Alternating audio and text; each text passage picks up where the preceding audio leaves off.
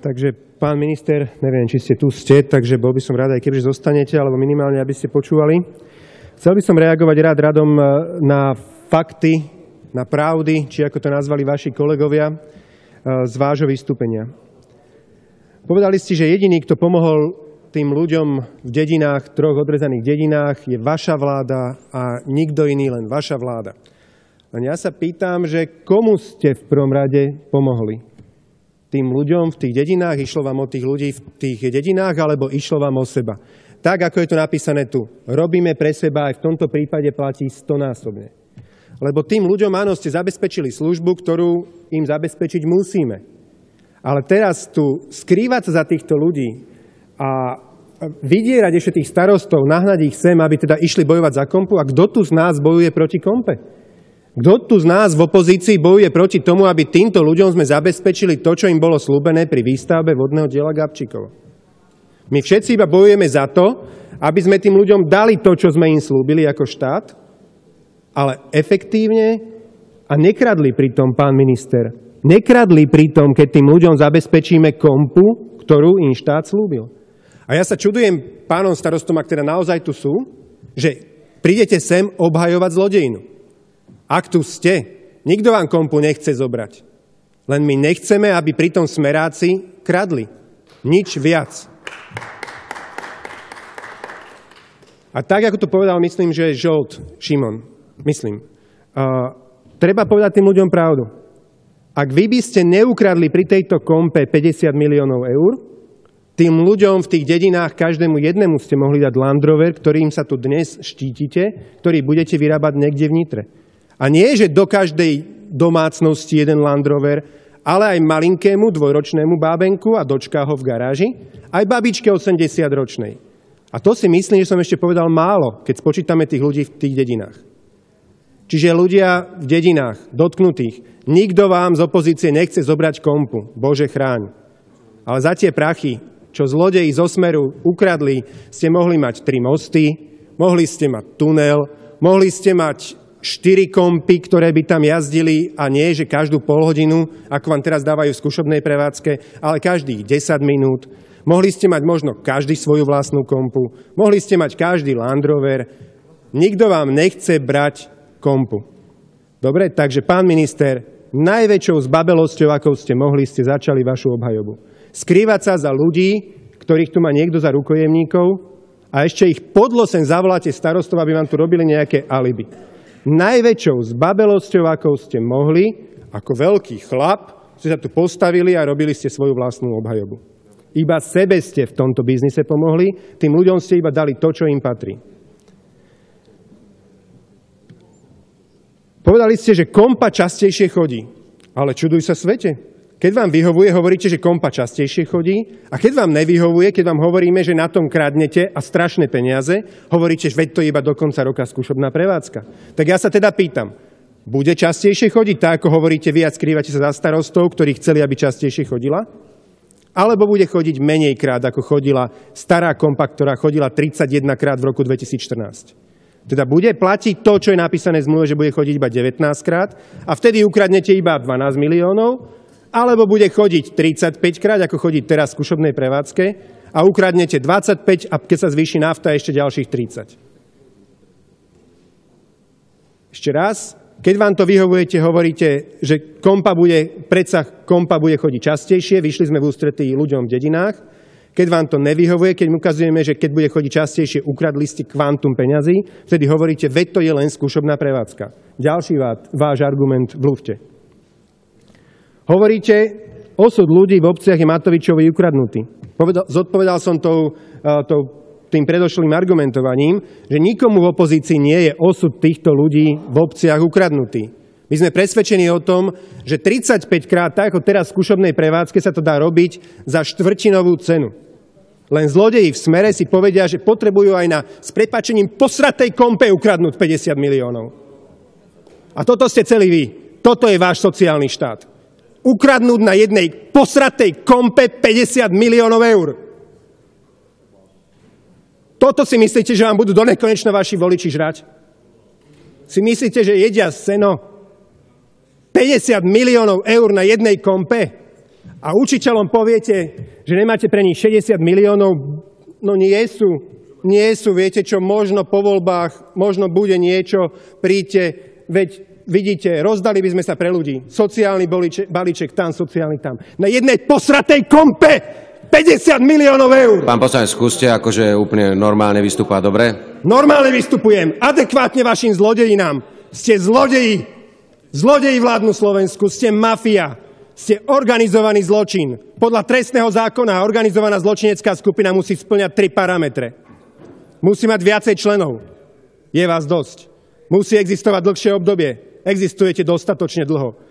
A jej činnosť je zameraná na legalizáciu príjmov z trestnej činnosti. Čo robíte vy? Iba legalizujete vaše zlodejiny. A ešte sa nehambíte tu povedať argumenty, veď som tam poslal kontrolu a kontrola povedala, že je všetko v súlade so zákonom. Jasné, pošlete si kontrolu do inštitúcií, do ktorých predtým ste si dosadili svojich vlastných ľudí. A sa nehambíte za to skrývať. Za rozhodnutia vašich vazalov, ktorých tam dosadíte, že si tam vyberiete z klobúka tetu, dáte na úrad pre verejné obstarávanie, že sa tu dohodnete s Frešom na biznise, že ho asi nebudete kontrolovať už najbližších rokov bude šéfovať bratislavskej Vúcke a tvárite sa, že to je nezávislá kontrola. Čo je na tom nezávislé? Vy stvorili ste tu dokonalý systém, kde Pikolík dojde, predloží pozmeňovák, aby ste potom mohli kradnúť. Nadstavujete si zákony, meníte parametre tak, aby ste mohli kradnúť. Následne si v prvom rade dosadíte šéfa polície, šéfa prokuratúry, šéfa úradu pre verejné obstarávanie, šéfa SISky, šéfa špeciálnej prokuratúry, šéfa Najvyššieho kontrolného úradu. A nás tu budete opíjať rožkom, že ste to dali niekomu nezávislému skontrolovať? Ste dokonalá mafia. Všetky parametre spĺňate. Aj sicílska mafia chodila v oblekoch a tvárila sa, že sú tí najslušnejší zo slušných. A vadilo im, keď niekto na nich zvyšil hlas. Snažili sa tých ľudí likvidovať fyzicky, vy to robíte inak. A myslíte si, že takto ovládnete aj po budúcich voľbách štát. A ja urobím všetko preto, a verím, že aj v opozícii všetci, že sa tu nenájde zradca, ktorý bude schopný asistovať zlodejom. Lebo vy to máte hlboko v sebe. To je vaše DNA. Kradnúť a vyciciavať. Ľuďom zobrať 100 eur a vrátiť im euro a ešte potom pritom očakávať od nich, ako vám budú za to vďační. Áno, Robert Fico sa správa ako zlodej, ktorý v noci príde, vykradne vám potichu špajzu, ráno vám bez hanby zaklope, donesie vám jahodový lekvár a ešte očakáva, že mu za to zaďakujete. Toto je Robert Fico, toto je vládna strana Smer a toto ste všetci vy, ktorí tomuto pritakávate. Sa môžete hanbiť za tie vaše argumenty, za tie vaše petolizacké faktické poznámky. Pán minister, super vystúpenie, pán minister, to boli argumenty, pán minister, to bolo veľa faktov, ďakujem ti veľmi pekne. Že sa nehambíte, že to tu ešte čítate. Že vám to pošlu do mailu, že ste není schopní povedať aspoň 3 vety súvisle z vlastnej hlavy. Vy ste nechali človečenstvo pred bránami parlamentu. Vy ste iba telesné schránky, bez svedomia, bez všetkého. Bez štipky úcty, skutočnej úcty k tým ľuďom, ktorí platia dane na to, aby vy ste to mohli kradnúť. Niektorí z vás ste tu iba preto držíte hubu a robíte kroky, ktoré vám povedia a čítate z monitora to, čo vám napíšu, len aby ma dali na 102. miesto na kandidátke. Len aby som teda dobre mal, tuto mi cinklo na účet 3 000 eur mesačne. Tak hlboko klesla vaša človečenskosť. Ste iba telesné schránky, prepáčte, ja vás za ľudí nepovažujem. Lebo človek sa od opice líši tým, že má svedomie. A vy to svedomie nemáte. Prepáčte, pre mňa ste cvičené opičky. Cvičené opičky, ktorým napíšu do počítača, toto prečítaj. Prečítam, lebo možno nebudem 102 na kandidátke, ale budem 101. A možno sa na mňa usmeje šťastie a budem tu znova. Niektorí ste tu iba preto, aby ste si po budúcich voľbách mohli dosadiť cestranicu na daňový úrad za riaditeľku, lebo to bude váš okres, lebo vy ste tam okresným šéfom. Čo je na tom, že tá sestranica je učiteľka v materskej škôlke? Nevadí. Hlavne, že bude mať fleka. Niektorí ste tu preto, aby ste sa na týchto zlodejinách priamo podielali. A tichučko šúchate s nožičkami. Ste zvrátené monštrum. Ste organizovaný zločin. Ste mafia, ktorá dokonale 26 rokov po revolúcii ovládla tento štát. Vy nemáte absolútne morálne právo, aby ste tu niekoho moralizovali, aby ste tu niekoho poučali. Nerobíte nič iné, iba to, čo vám prikážu. Nemáte svedomie. Absolútne nepoznáte ústavu. A tam máte ako základnú povinnosť napísanú, že sa máte vždy správať v súlade so svojím svedomím a presvedčením. Lenže vy ste ho nechali tam, pred bránami parlamentu, lebo inak by ste sa sem nedostali. Lebo sem sa dostanú iba tí z vás, ktorí budú dostatočne hlboko strčení v jednej časti tela pánovi predsedovi. Keď pán minister povedal, že bolo dostatočné, keď ste zverejnili informatívne zverejnenie, a z toho každému bolo jasné, že vlastne kompa sa bude obstarávať. No áno, každému bolo jasné, že aká kompa sa bude obstarávať, ale nikomu neboli jasné parametre. Iba tomu správnej firme, ktorá mala v roku 2013 obrat 4 eurá a v roku 2014 už na základe asi tohto informatívneho zverejnenia dala si vyrobiť kompu, o ktorej sa tu bavíme. Štvrtý argument, povedali ste, že alebo tak, chcel by som sa opýtať, povedali ste, že musel vodohospodársky podnik kúpiť, alebo zaväzoval sa, že kúpi novú kompu. A ja sa pýtam, prečo ju teda nekúpil? Prečo ju nekúpil vodohospodársky podnik? Prečo ju nekúpil slovenský vodohospodársky podnik, ktorý zabezpečoval dotedy tú prepravu? Prečo ju nekúpila vodohospodárska výstavba?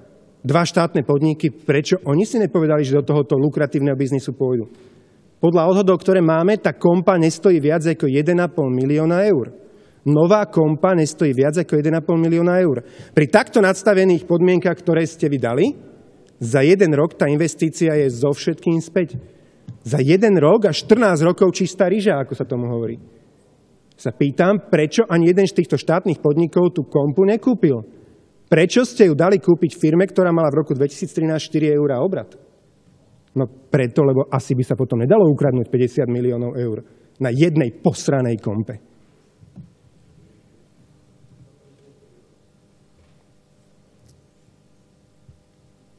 Pán minister tu používal argument, že čo vyvracia to, že to bolo vyrobené namieru, dopredu o tom vedeli, lebo v niektorých parametroch tá kompa predsa o 20, možno až 30% prekračuje požadované parametry v súťaži.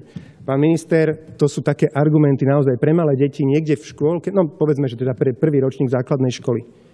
Jasné, že ste im nepovedali, že počúvaj, my dáme do podmienok 95 cm, ty daj 95. My dáme 18, ty daj 18. My dáme 250, ty daj 250. Čiže povedali ste však teda, dobre, my dáme takéto parametre a ty daj niečo navyše, aby to bolo plus minus, však nemôžeme to urobiť okato. Dať navyše, že či bude tam plocha na tej kompe 250 alebo 280 metrov. Prepáčte, pri cene kompy je možno všetky parametre, ktorými to navyšuje, možno 100 000 eur navyše. Nestojí za to dať radšej 100 000, aby sme trošku prekročili parametre navyše, keď môžem ukradnúť 50 miliónov. Jasné, že to za to stojí. Viete počítať, koľkokrát sa nachádza 100 000 v 50 miliónov predsa? Iba 500 krát. Hovorili ste, že zábezpeka 1 milión, štandardná, neviem čo. Jednoznačne ste tým chceli odradiť ľudí, ktorí mohli iní súťažiť. Tvrdili ste, že takisto aj argument Veroniky Remišovej, že ste tým, že ste určili, že to musí byť kapitán prvej triedy, zužovali priestor na súťaž, že nie je pravdivý, lebo na Slovensku je dosť kapitánov prvej triedy. A ja sa pýtam, prečo tam teda nestačil ten kapitán druhej triedy, keď ste sami priznali, že vlastne ten kapitán nepotrebuje mať kapitánske skúšky prvej triedy. Argument, ktorý ste použili, že ale vy ste vlastne vyhlasovali medzinárodnú súťaž, tak ak by niekto chcel doniesť zo zahraničia tú kompu sem, niekde z Rakúska alebo niekde z Rumunska, tak predsa už by to musel byť po tej ceste sem ten kapitán prvej triedy. No nie ste trapní? Však v pohode, nech to sem donesie Rakúšan, Maďar, Rumún s kapitánskymi skúškami prvej triedy, ale zaparkuje to vo Vojke a tam to bude hniť 15 rokov. A tam mu stačí kapitán druhej triedy. Znova argument úplne mimo ako pre deti na základnej škole. Toto som už spomínal, povedali ste, že však veď ste to dali na UVO a NKU a čo tu vlastne opozícia chce. Dali ste to na UVO a NKU, ktoré vedú vaši nominanti. To nie sú nezávislé kontrolné inštitúcie. Na Slovensku žiadna kontrolná inštitúcia nie je nezávislá. Všetka je závislá od Roberta Fica, od pána Bodora z SBS-ky Bonul, od pána Výboha, od pána Póra a od ostatných sponzorov Smeru. Nič tu nie je nezávislé. Všetko máte v rukách vy, aby keď ukradnete, aby vám všetci prikryli chrbát. Lebo vám žiaden chlebodárca nepôjde po krku. Toto je váš systém, ktorý ste tu urobili. A za toto ľudia na námestiach neštrngali. Pán minister potom použil teda argument, veď teda dostal som už odpoveď, kde som dal prekontrolovať verejné obstarávanie a odpoveď bola, že všetko bolo v súlade so zákonom. Ako dostali ste, som povedal, žhuronský potlesk za to, pán minister, ktorý odchádzate sa skovať niekam do bufetu. A myslím si, že zaslúžene, lebo presne za túto formulku sa všetci zlodeji skrývajú. Lebo vy nechcete, vy kradnúť chcete, ale nechcete za to zhniť v base, takže robíte všetko tak, aby ste kradli v súlade so zákonom. Zároveň pán minister povedal, že táto kompa je tu o tom, aby sme tu počúvali tieto sprosté reči. Prepáčte, pán minister, ale pri tom vašom prejave a v polke vašeho prejavu mi to pripadalo ako celkom úprimná sebakritika. Povedali ste, že nie je pravdou, že cena služby niekedy bude vyššia ako 25 miliónov eur. Ako argument ste na to povedali, veď aj výherca sa zaviazal, že on si nebude uplatňovať viac ako 25 miliónov eur. Nepripadá vám to znova detinské? Výherca má povedať verejne vyhlásiť, že on si nebude uplatňovať viac ako 25 miliónov eur a zároveň má napísané v zmluve, že keď sa čokoľvek poruší, tak si môže uplatniť náhradu škody? Vy akože nejaké čestné slovo človeka, ktorý sa s vami podieľa na lupe, považujete za niečo, na čo sa majú ľudia spoľahnúť? To je niečo, čo je niekde v zmluve napísané? Ale taktiež by som vám odporúčal prečítať si článok 14 odsek 5 zmluvy, v ktorej sa doslova píše v tejto veci: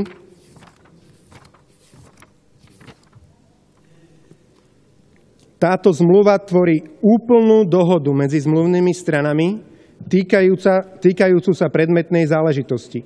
Podpisom tejto zmluvy zanikajú všetky predchádzajúce písomné a ústne dohody súvisiace s predmetom tejto zmluvy. A žiadna za zmluvných strán sa nemôže dovolávať zvláštnych v tejto zmluve neuvedených ústnych dojednaní a dohôd. Vyslovene tu máte napísané, že ste anulovali čokoľvek a platí jedine táto zmluva. Odvolávať sa potom, že niekde v oznámení o výsledku verejného obstarávania bolo povedané, že maximálna suma bude 25 miliónov, je klamstvo a nič iné, len klamstvo. Vyslovene v zmluve napísané, že platí len a len zmluva, bez toho, aby sa kdokoľvek mohol na čokoľvek iné odvolávať. Čiže inak povedané, keďže v zmluve nikde není napísaný strop, zmluva bez problémov môže byť na 25 či na 15 rokov a dramaticky viac ako na 25 miliónov. Bez problémov naplníte svoj predošlý cieľ ukradnúť na tejto veci minimálne 50 miliónov eur. Povedali ste, že navrhovateľ úmyselne odmieta pochopiť, že kompa funguje v skúšobnej prevádzke. A ja sa, pán minister, keď ma počujete, pýtam, kde v zmluve je napísané niečo o skúšobnej prevádzke. V zmluve je vyslovene napísané, že čokoľvek, keď sa chce zmeniť v tejto zmluve, musí byť podpísaný dodatok. A ja sa teda pýtam, ako je možné, že kompa chodí častejšie, ako je napísané v zmluve, bez podpísania akéhokoľvek dodatku. Že pán minister, haló, neviem, kde ste. Chcem vás upozorniť, že prevádzka kompy častejšie ako 19 krát, ako je napísané v zmluve, je mimo akejkoľvek zmluvy, bez akéhokoľvek dodatku, tým pádom je nelegitímna a nemáte na to žiaden zmluvný základ, na základe čoho by ste takto to mohli robiť.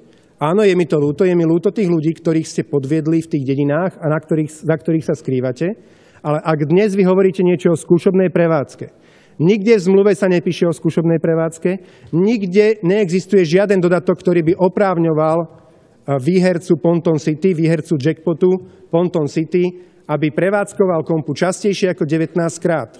Inak povedané, čokoľvek mimo 19 krát nemá zmluvný základ, tým pádom je to čistá krádež zo štátneho rozpočtu. Pán minister, dúfam, že počujete. Povedali ste zároveň, že zvýšili sme prevádzku o 40%, to by stará kompa nezvládla. Je to hlúposť, lebo stará kompa v roku 2014 na základe novej zmluvy chodila na miesto 19 razy 31 krát. Hovoríte, že do roku 2014 neexistovala vlastne žiadna zmluva, žiadna dohoda, žiadne vyčíslenie toho, koľko vlastne sú náklady, žiadna fakturácia. Ale jedným dýchom, keďže asi vám bolo až trapné, až takéto klamstvo podsúvať ľuďom, hovoríte, no dovtedy to bolo ako zahrnuté do jedného balíka, bola to ako jedna súčasť celkovej zmluvy. Ale my naozaj máme stanovisko, prepáčte,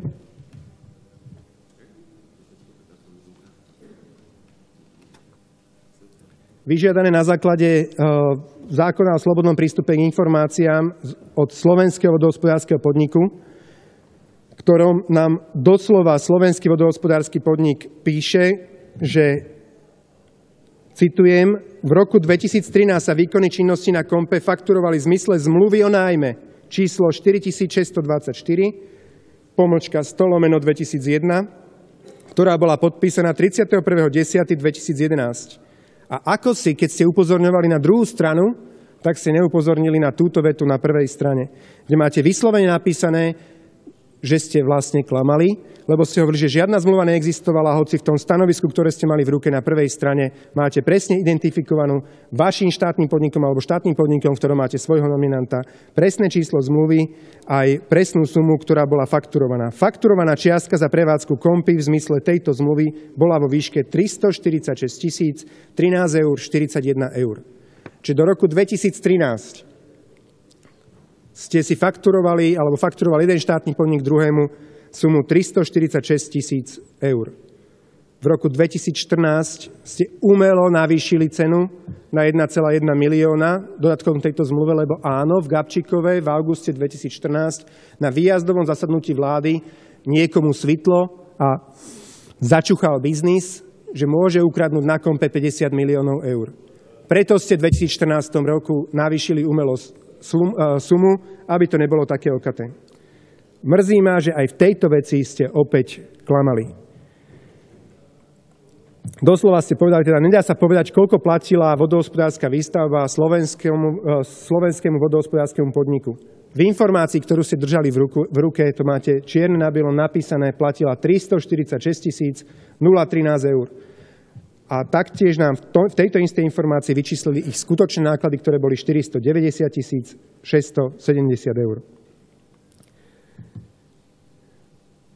Taktiež ste tvrdili, že žiadna generálna oprava na kompe robená nebola, ale tak odporúčam vám, keď ste tu operovali Googlom, si vygoogliť tlačovú správu hovorcu vodohospodárskej výstavby, ktorý hovoril o tom, že prebieha generálna oprava tejto kompy.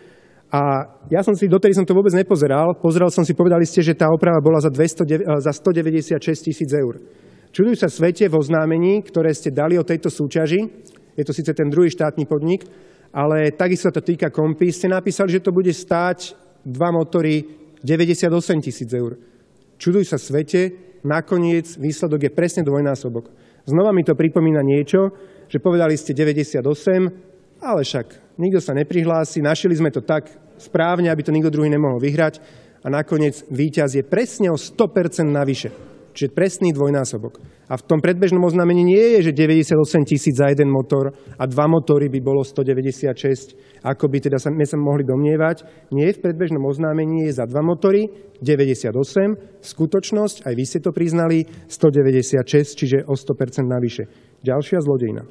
Potom ste hovorili, že a spochybňovali ste tým, že na tých tlačovkách všetkých raz 10 miliónov, potom 20, potom 50, ale áno, záleží od vývoja ceny nafty a záleží od toho, koľkokrát tá kompa bude chodiť. Teraz chodí 35 krát denne, je výška zlodejiny iná. Keď bude chodiť 19 krát, výška zlodejiny bude iná. Keď sa zmení cena nafty o 10%, o 2, o 5, o 50, jednoducho vždy tá výška zlodejiny bude iná. Ale preto som urobil aj ten názorný príklad, aby si to ľudia vedeli predstaviť, ako sa vyvíja veľkosť lupu, ktorý ste v tejto veci sa rozhodli spraviť, že jednoducho záleží to od týchto parametrov. Koľkokrát kompa bude chodiť a aká bude cena nafty.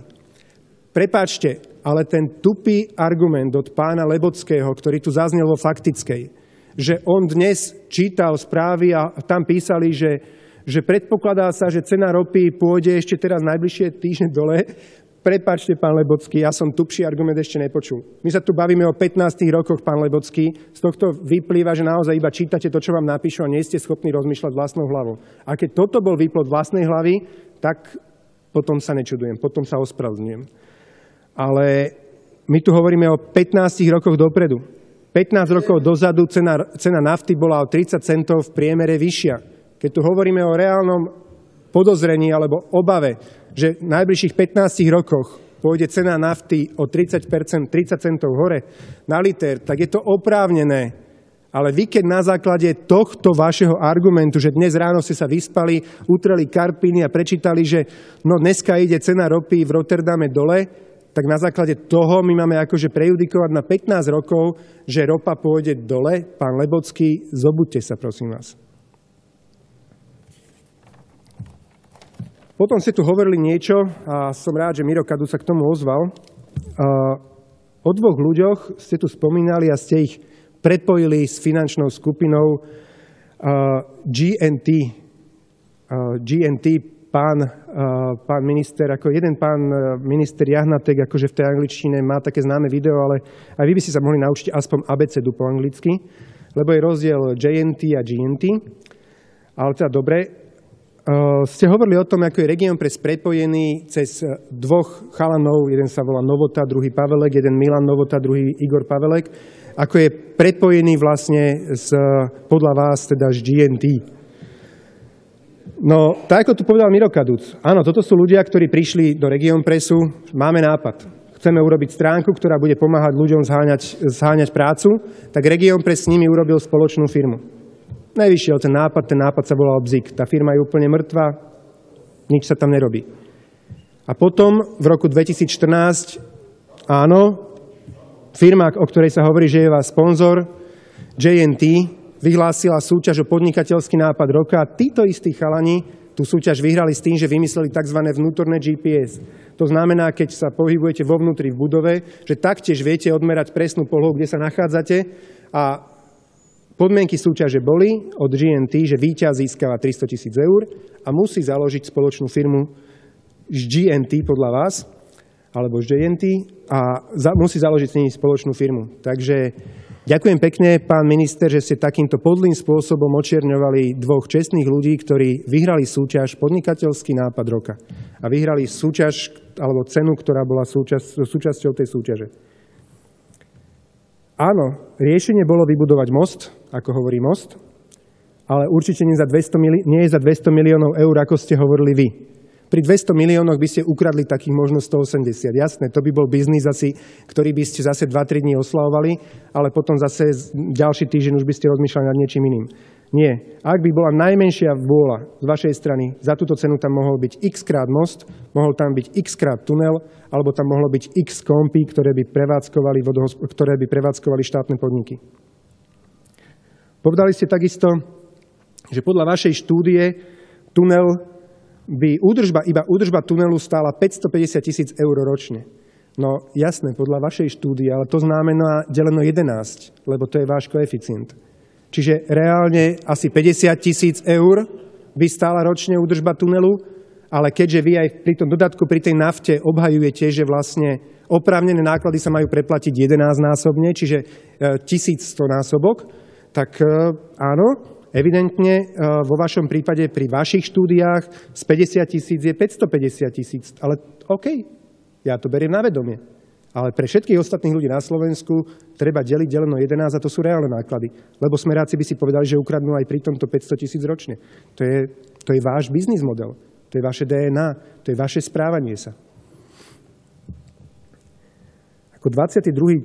fakt ste povedali, že pán Lazar bol uvedený do funkcie, aj to pán Hlina uznal, úplne v súlade so zákonom, citujem, úplne v súlade so zákonom, že vás huba nebolí, pán Lazar, pán Žiga. Dosadiť človeka, ktorý s tou firmou nemal absolútne nič spoločné, v stredu, urobiť z neho vedúceho zamestnanca a týmto si legitimizovať to, že vo štvrtok ho vymenujem za generálneho riaditeľa, že sa nehambíte aspoň. Áno, jasné, že to je v súlade so zákonom. Jasné, že vám Hlina povie, že to je v súlade so zákonom. Áno, lebo to je v súlade s tým, čo tie písmenka na papieri v zákonoch píšu.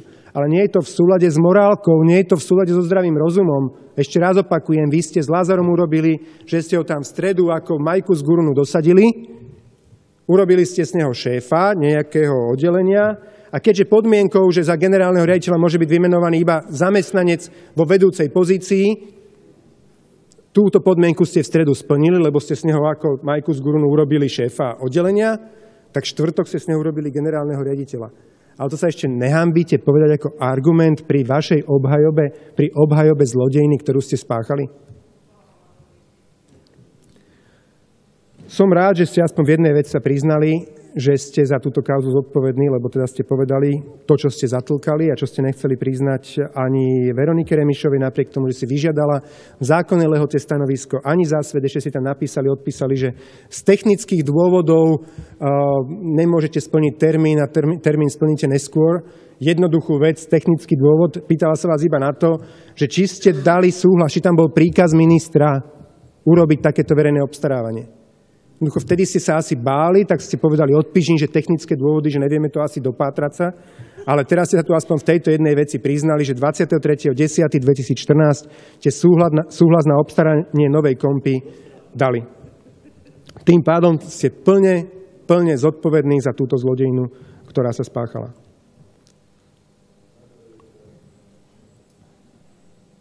Potom asi by som sa iba opakoval, ste o tom, ako nezávislé orgány konajú a predsa, čo tu Matovič rieši, kým konajú, vy nebudete nič riešiť.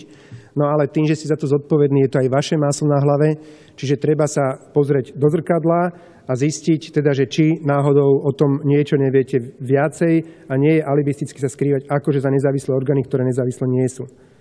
Hovorili ste o tom, že ako minister sa snažíte byť otvorení a čo som ja, čo ste vy, pán Matovič, že sa ma dovolujete pýtať alebo upodozrievať ma z toho, že som ja niečo na tom ukradol. No ja som opozičný poslanec a je to mojou psou povinnosťou, aby sme vás takýmto spôsobom z opozície kontrolovali.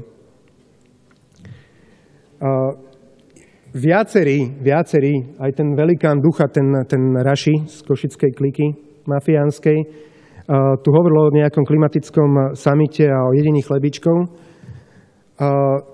tak by som ešte raz povedal, čo som ja povedal. Moja reakcia bola taká, že odsúvať schôdzu potom, ako skončí summit, jednoducho nie je správne. A pán minister podozrivý z korupcie, podozrivý z toho, že kryje zlodejinu, by mal miesto jedenia chlebičkov v Paríži prísť vysvetľovať sem do parlamentu. Inak povedané, keď sa tam skrývali za Obamu a podobných, keď ste hovorili, že 136 prezidentov a premiérov je na tom samite, no čo ste tam robili vy? Človek podozrivý z krytia zlodeja, človek podozrivý z korupcie nemá čo zavádzať na takomto samite, lebo to tam iba zneprehľadňuje a zbytočne tam kazí imič tým ostatným ľuďom. Čiže to bol dôvod, prečo som hovoril, že mali by ste byť radšej tu, ako v Paríži. Keď ste hovorili niečo potom pri konci o nejakom fiktívnom účte na Belize a podobne, odkiaľ viete, že je fiktívny?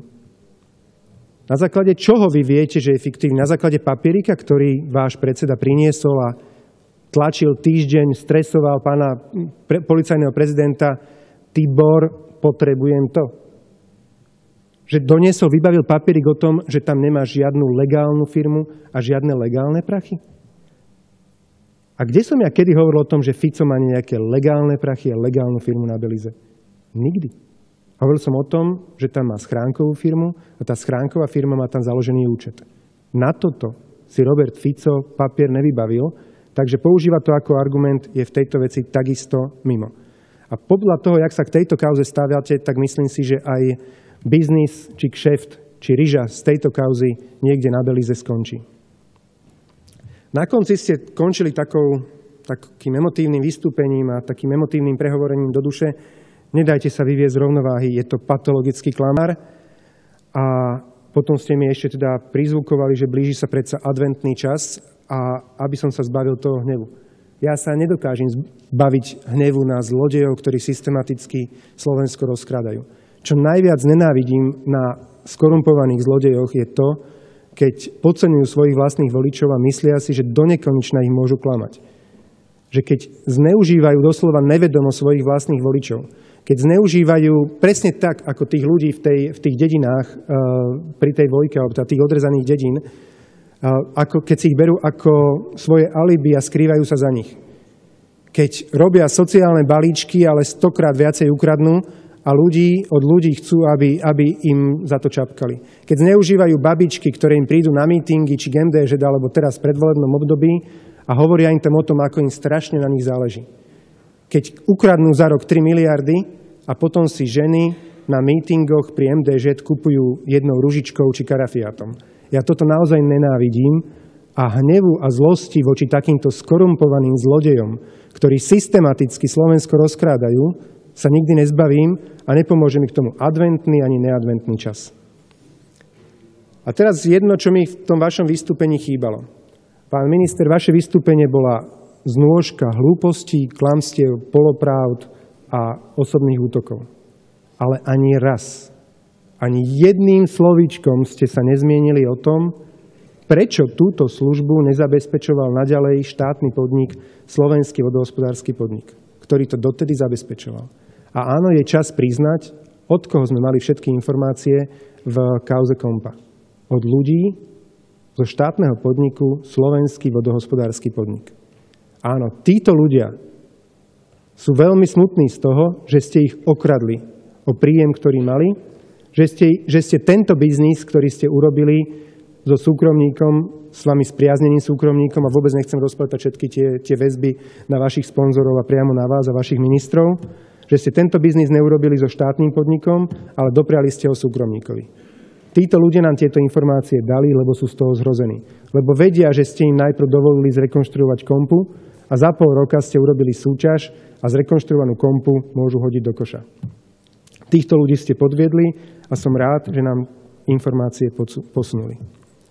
No a čuduj sa svete, nech si priedeme vaše vystúpenie za celú 1 hodinu, nenájdeme tam absolútne jedno slovíčko o cenovom dodatku, ktorý sa týka nafty. Pán minister, haló, kde ste? Pán minister, čoho sa bojíte, keď ani raz ste nespomenuli cenový dodatok, o ktorom ja som hovoril polovičku úvodného vystúpenia? Čoho sa bojíte, pán minister? Že by ste museli priznať, že 1 plus 1 sú 2? Alebo že by ste museli priznať, že vy ako zodpovední podľa toho, čo ste povedali, keďže ste podpísali príkaz ministra, že ste zodpovední za zlodejinu, keď sa zvýši cena nafty o 1 000 000 eur, že vy preplatíte 11 akože oprávnené náklady? Bojíte sa veľmi, že? Áno. Ja vám pripomeniem niečo z trestného zákona.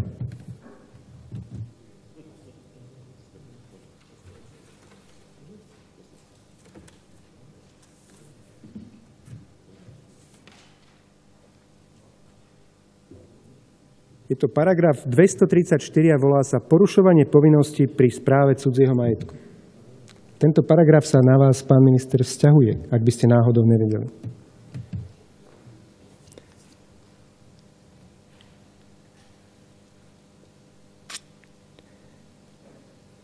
Kto inému spôsobí malú škodu, však samozrejme potom sú tam aj väčšie a podobne, malú škodu tým, že poruší všeobecne záväzným právnym predpisom ustanovenú povinnosť alebo povinnosť uloženú právoplatným rozhodnutím súdu alebo vyplývajúcu zo zmluvy opatrovať alebo spravovať cudzí majetok, potrestá sa odňatím slobody až na 2 roky. Pri malej škode 266 eur, pán minister. Až na 2 roky. Odňatím slobody na 1 rok až 5 rokov sa páchateľ potrestá, ak spácha čin uvedený v odseku 1 a spôsobením väčšiu škodu. Na 1 až 5 rokov, pán minister, ak to je škoda väčšia ako 2660 eur. Alebo z osobitného motívu. Myslím si, že pri takejto obhajobe ten osobitný motív by bol celkom obhajiteľný a myslím si, že ťažko by ste argumentovali, že nie je. Nebolo to spáchané z osobitného motívu. Odňatím slobody na 3 roky až 10 rokov sa páchateľ potrestá, ak spácha čin uvedený v odseku 1 a spôsobením značnú škodu. Značná škoda je 26 600. Stále sú to drobné v porovnaní s tým, o čom sa tu dnes bavíme. Drobné iba tak asi 1000-násobok menej, aby ste, pán minister, vedeli. Čiže ak by bol ten zákon spravodlivý, tak by sme to mali vynásobiť krát 1000, takže asi na 3000 až 10 000 rokov by ste mohli ísť do chládku, ak túto zlodejinu naozaj budete naďalej obhajovať a sa ju rozhodnete spáchať. Odňatím slobody na 10 až 15 rokov sa páchateľ potrestá, ak spácha čin uvedený v odseku 1 a spôsobením škodu 133 000 eur. Stále sú to drobné v porovnaní s tým, o čom sa tu dnes bavíme. Dúfam, že pán minister ste si tohto vedomí. Samozrejme chápem, keď máte svojich ľudí na prokuratúre, polícii, SIS-ke, v špeciálnej prokuratúre, tak cítite sa istí. Cítite sa, že niekto vám stojí za chrbtom, ale myslím si, že tie časy môžu niekedy skončiť. Ja by som na vašom mieste veľmi rýchlo poupratoval takéto veci, aby raz sa vám to nevypomstilo a keď si to niekto naozaj začne uplatňovať zákon tak, ako by mal byť. Kto z nedbalosti inému spôsobí značnú škodu tým, že poruší všeobecne záväzným právnym predpisom ustanovenú povinnosť alebo povinnosť uloženú právoplatným rozhodnutím súdu opatrovať alebo správovať cudzí majetok, potrestá sa odňatím slobody až na 2 roky. No. A potom je tu taký ďalší paragraf, ktorý hovorí, je to paragraf 296 a je to založenie, zosnovanie a podporovanie zločineckej skupiny. Kto založí alebo zosnuje zločineckú skupinu, je jej členom, je pre ňu činný alebo ju podporuje, potrestá sa odňatím slobody na 5 až 10 rokov. A čo to založenie, zosnovanie a podporovanie teroristickej skupiny vlastne je? Toto je teroristické skupiny a teda ako je definovaná zločinecká skupina, tak to je v paragrafe 129. Zločineckou skupinou sa účely tohto zákona rozumie štrukturovaná skupina najmenej 3 osôb, ktorá existuje počas určitého časového obdobia a koná koordinovane s cieľom spáchať jeden alebo viacej zločinov, trestný čin legalizácie príjmu z trestnej činnosti podľa paragrafu 233 alebo niektorý z trestných činov korupcie podľa 8. hlavy 3. dielu osobitnej časti na účely priameho alebo nepriameho získania finančnej alebo inej výhody. Činnosťou pre zločineckú skupinu alebo teroristickú skupinu sa rozumie úmyselná účasť v takej skupine alebo iné úmyselné konanie na účel. Zachovanie existencie takejto skupiny alebo spáchania trestných činov uvedených v odseku 4 a 5 takouto skupinou. Podporou zločineckej skupiny sa rozumie úmyselné konanie spočívajúce v poskytnutí finančnej alebo iných prostriedkov služieb súčinnosti alebo vytváraní iných podmienok na účel založenia alebo zachovania existencie takej skupiny alebo spáchania trestných činov uvedených v odseku 4 alebo 5 takou skupinou. Ja som na základe prečítaného, som právny laik, som na 100% presvedčený, že činnosť vládnej strany Smer naplňa skutkový stav, ktorý je napísaný v paragrafe 129 a v skutočnosti sa jedná o zločineckú skupinu, ktorá spĺňa všetky parametre definované v trestnom zákone a taktiež som presvedčený, že v tomto prípade prišlo k porušeniu povinnosti alebo naplneniu trestného činu porušenie povinnosti pri správe cudzieho majetku. A čo ma najviac mrzí, ľudia, ktorých na to opakovane upozorňujeme, to majú úplne na háku a tvária sa, že stoja nad zákonom. V tomto prípade tie škody, ktoré tam boli spôsobené pri trestných sadzbách 5 až 10 rokov, sú rádovo stovkykrát až tisíckykrát menšie ako to, čo vlastne v tomto prípade ste zlodejinu spáchali. Pán minister, jednou vetou k vašemu vystúpeniu. Bohapusté klamstvá, táraniny a začiatok zbabelé skrývanie sa za ľudí a branie si rukojemníkov ľudí v tých dedinách. Vytváranie ilúzie, že nám niekomu ide za zrušenie kompy. Nikomu nám nejde o zrušenie kompy, len chceme, aby tá kompa bola prevádzkovaná tak, ako by mala byť efektívne za cenu plus minus, aká bola v minulosti a bez problém za tých podmienok si môže štátny podnik, slovenský vodohospodársky podnik kompu zaobstarať a za pár rokov ju má späť. Vtedy to bude efektívne, hospodárne a tak, ako vás ľudia zvolili. Tak, aby ste ľudí neokrádali. Bohužiaľ, zatiaľ si stojíte za tým, že chcete urobiť zlodejinu na jednej kompe 50 miliónov eur. Ospravedlňujem sa možno zo začiatku za emotívnejšie vystúpenie, ale ja sa naozaj nedokážem viacej pozerať do očí zlodejom, ktorí sa tu tvária za anielov. A ešte tu budú moralizovať a hovoriť o nejakom adventnom čase. Títo ľudia by si mali vstúpiť v prvom rade do svedomia, prečítať si možno, ako tu hovoril Števo Kufa, ktorého moc nemusím, alebo nie Martin Fecko, že keby ľudia tu aspoň si prečítali desatoro a dodržiavali desatoro, tak je tu raj na zemi. A vám by stačilo si prikázať jedno Božie prikázanie, a to je nepokradneš.